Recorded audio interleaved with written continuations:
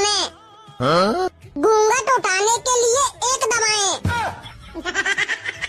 मेरी सास के जब बिचौलिया ने हमारी शादी कस्टमर केयर वाली से करा दी है का? नहीं। हमसे बात करने के लिए 2 दबाएं और मुंह दिखाई के लिए 3 दबाएं। अरे यार ये कहाँ फंस गया मैं? सही कहा था मम्मी पापा ने कि शादी मत करे मत करे। देवी जी मुझे तुमसे छुटकारा पाना है, इसके लिए क्या करें? छुटकारा पाने के लिए आपके अकाउंट में पर्याप्त बैलेंस नहीं है, कृपया करके पहले अपने अकाउंट को 10 लाख रुपए से रिचार्ज कराएं और